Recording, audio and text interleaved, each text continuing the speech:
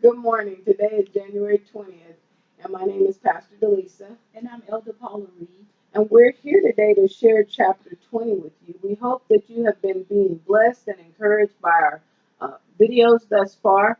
And as always, we want you to remember to each day in the month of January, read a chapter in the book of Proverbs. It will truly bless your life. And so today we're going to be starting with verses 16, and we're going to read through 26. I'm going to be reading for you from the Voice Version Bible, and the Word of the Lord states, if someone guarantees a stranger's debt, hold his garment as collateral. If that stranger is a foreigner, hold the creditor responsible. At first, the bread of lies tastes sweet until guilt reduces it to gravel in the mouth. Plans are finalized on the basis of good counsel. So only go to war when you have wise instructions. A gossip will reveal your secrets, so avoid the company of people who talk openly and foolishly. If someone pronounces a curse on his parents, the lamp of his life will be snuffed out as complete darkness creeps in. An inheritance acquired hastily at first will end up not being blessed after all. Do not say, I will get even for this evil. Wait for the eternal. He will defend you. He despises dishonesty in business. False weights and deceptive scales are wrong. Every one of our steps is directed by him. So how can we attempt to figure out our own way? Those who rashly dedicate something to God are trapped. Only afterward do they realize what they promised. A wise king weeds out the wrongdoers, then drives over them with his threshing wheel of justice.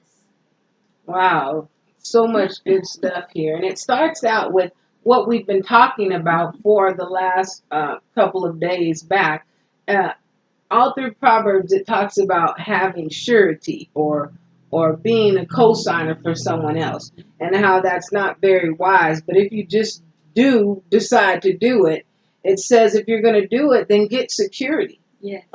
for taking that loan, or it's important that if you or either take a pledge, you get a deposit on what you're trying to get them to borrow from, that they want you to co-sign for. That's what I want to say.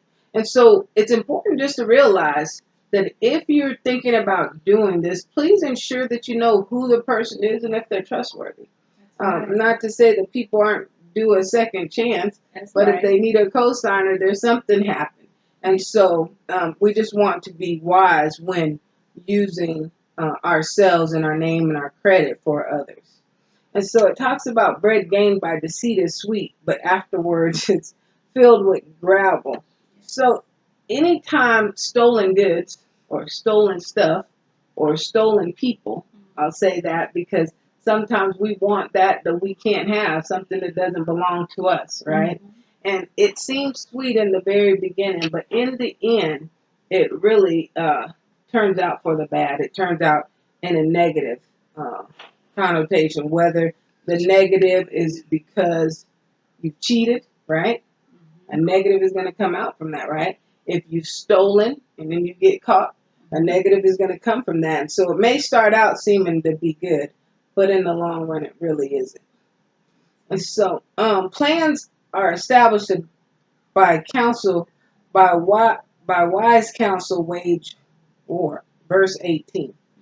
Plans are established by counsel, by wise counsel wage war. And so you don't want to go into things without advice, right? Whenever you're getting ready to do something, if you want to succeed in what you're doing, you should always take time to get wise counsel and instruction to make sure what you're doing is good to be done, or if your thoughts of how to do it are good. You may find that someone can give you a better way of looking at it, or a better option.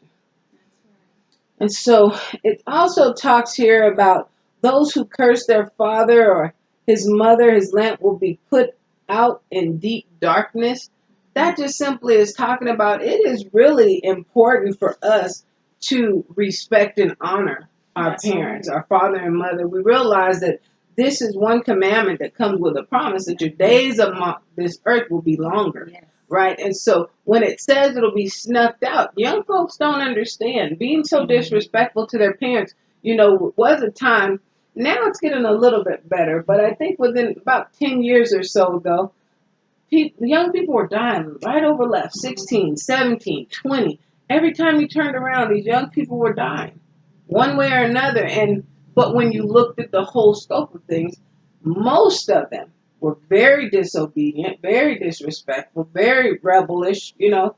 and when they chose not to honor their parents, Yes. it caused problems for their life. And so we want to encourage all of us, no matter what your age, if you have a parent, you got to honor and respect them That's right. because they have so much to offer, so much to give, and know that they have a responsibility too.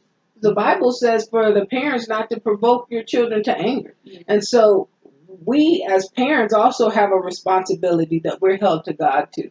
But I have to stand for myself as a parent, Yes.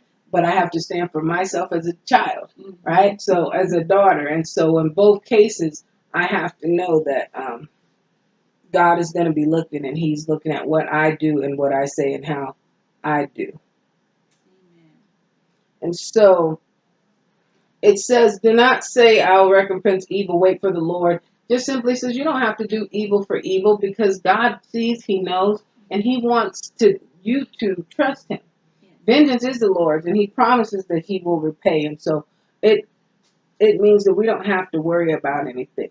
Then it talks about diverse wastes are an abomination to the Lord. Dishonest scales are not good. It isn't good to try to uh, um, beat somebody, so That's to speak, right. with dishonest business tactics.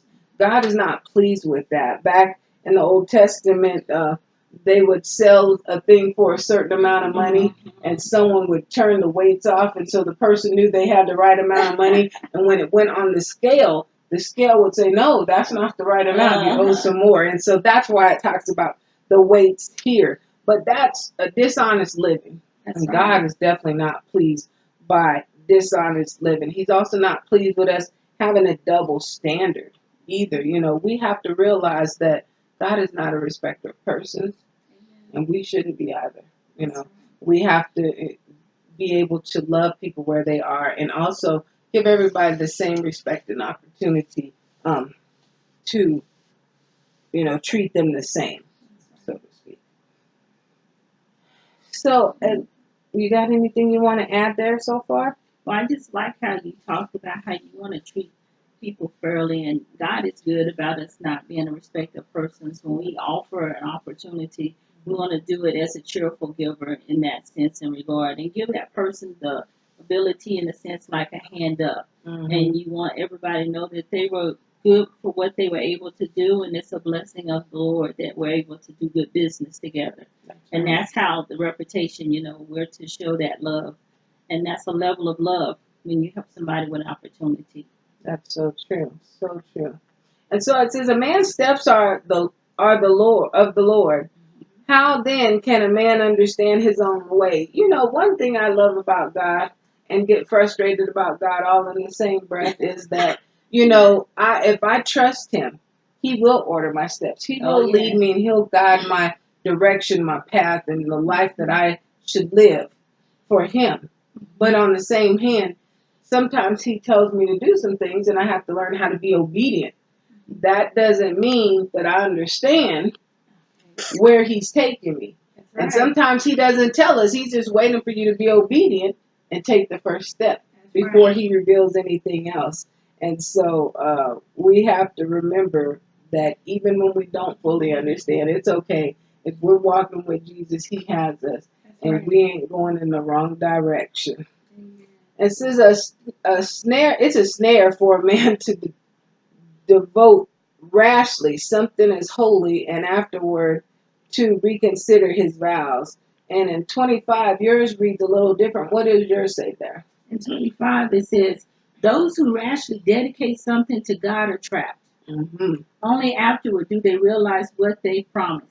And so it's so important never to make a vow to God. That's right. And and hastily. Sometimes we just full of zeal and say, oh, I'm gonna do this and I'm gonna do that, and then we don't, or don't have any intention fulfilling it, or we're unable to fulfill it. And it's better not to vow a vow than to make a vow and break it. And so it's so important that you don't rush into or quickly, hastily say you're going to do something. You have to count the cost. Right. Because it comes to cost some of the things that the Lord asks us to do. But in counting the cost, then you make the decision and then you make the vow so that you can honor it and do what you have promised the Lord. Count the cost first, not later. Right? Amen. And so it says a wise king sifts out the wicked and brings the threshing wheel over them. Man, it's one thing that's so awesome about a wise king. They know how to promote justice. They know how to weed out the truth, right? And they're able to see through any type of, what do you call it? They can see through when deception. They can see through deception and then bring the truth to the matter out to the light. And so we know that a wise king, he can see through that, as well as we as Christians. We shouldn't be able to be deceived, but we should be able to have the discernment of God. That's it. And that would help us to be able to make right decisions in the matter, and then to see the truth through people who are speaking to us. Yeah, foolishly. So is there anything else you want to add with that? No. Well, I'll just say this much. I remember Shamgar. I think he's one of the judges, and he had made a vow before God, and it cost the life of his child. And so in that day, when someone said something, God positioned them to fulfill it. So you want to be blessed and recognize what God says about a matter, since we're in our time of today, and just realize God wants you to fulfill things that you say, and he wants to back us up on what's said. Amen. Amen. That's so good. And so we hope that you've been blessed on today, and we encourage you to read the full chapter of Proverbs chapter 20. We want you to know that we love you and there's nothing you can do about it.